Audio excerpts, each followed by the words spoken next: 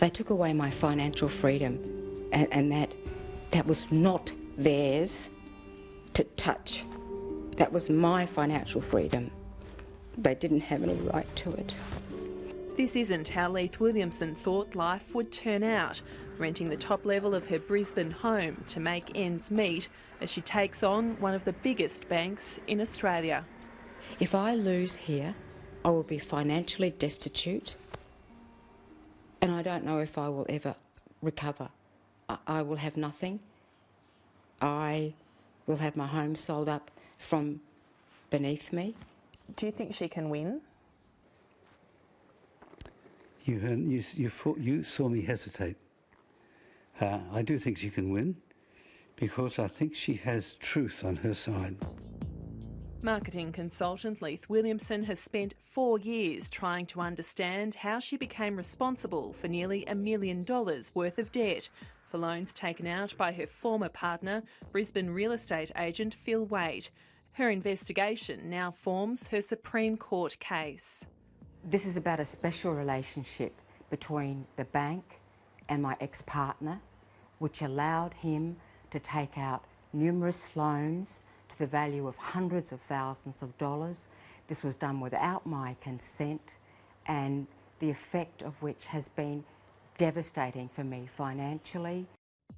Her case outlines the couple's financial history. They purchased a number of investment properties, including an apartment at this exclusive Brisbane Riverside development and a flat in Brisbane South. But money was tight, and Ms Williamson says she had no idea how much their debt was spiralling out of control. I said, you know, how is the money going? And that's when he said to me, there's probably 10 weeks left. Very matter of fact. And I went, what? And that's when he told me that, you know, that was all there was. Leith Williamson alleges that when she began investigating, she found loan upon loan, with mounting interest repayments all either in her name or guaranteed by her. When I contacted the bank, the woman at the bank told me that the debt that I was questioning had to do with a loan of a property that had been sold, which was the name of Phil Waite, that when it was sold, the debt was not paid out. When did you first get a sense that something was terribly wrong with the finances of Leith's situation? Probably not until I was told that it was all finished there and they'd broken up. Ms Williamson alleges it wasn't until after the couple split that she learned NAB was coming after her for the money. She says paperwork relating to guarantees have been falsified by the bank. When I saw this, I really just couldn't believe it. There are these documents that were in my possession before, and then seeing the documents that the bank have presented, they are completely different. Among a number of documents the bank sent her was a supposed duplicate of a document she had already signed relating to one joint account. Yet there were crucial differences that form part of her case. The documents that they have presented me with, I've never seen before, I've certainly never signed, and I knew nothing about. When Leith Williamson started asking the bank questions, she says her calls weren't returned, and a local bank employee gave her a dubious explanation for what had happened. She said that she would send me the documents, and over an 8-month period I was given so many excuses. They're in the mail, they're coming from a storage area, they're, just by phone and by email. I was given so many different excuses. She's done her homework, and as I keep emphasising, she has incriminating documentation. The NAB has failed to come up with anything substantial that runs contrary. The crucial element is that they claim she signed a guarantee. They have no documentation whatsoever. In its statement of defence to the Supreme Court, NAB concedes it cannot find some paperwork relating to a loan guarantee for $320,000. The bank's defence alleges Ms Williamson was fully informed of all of the loan increases and the guarantee. Earlier this month, NAB also served papers on Ms Williamson's elderly father, John, who had an account with the bank, claiming he had agreed to be the guarantor of their exclusive riverside property.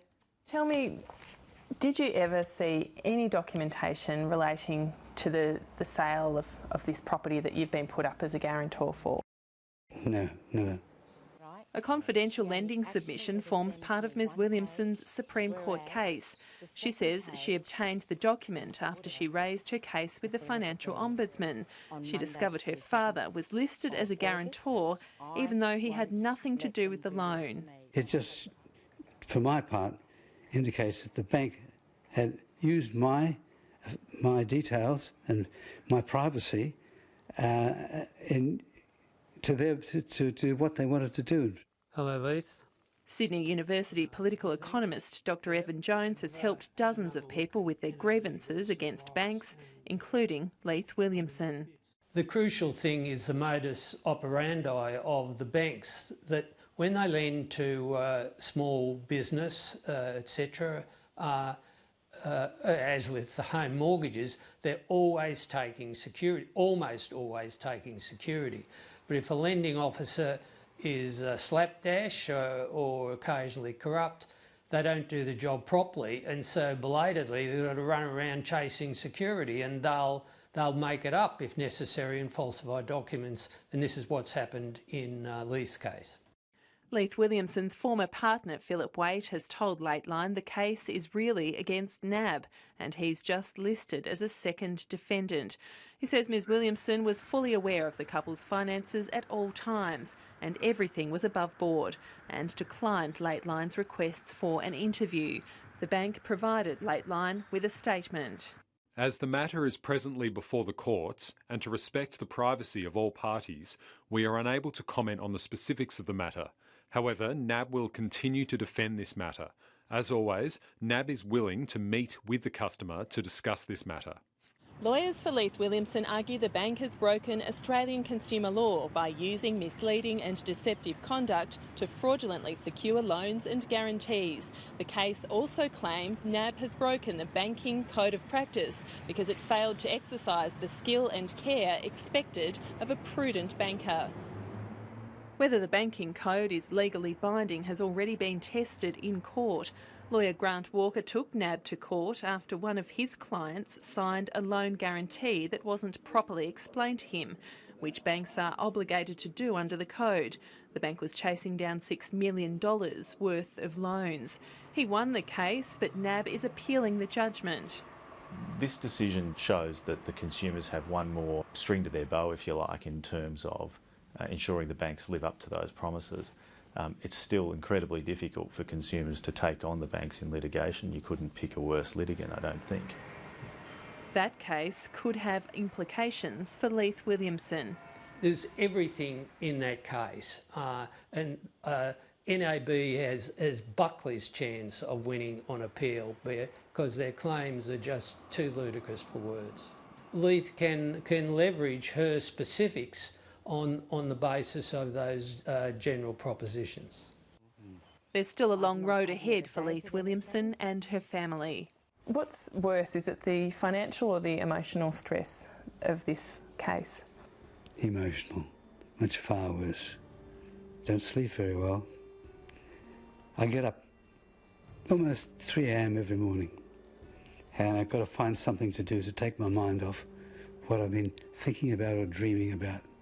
I know I'm going to win. I'm going to win because I've educated myself.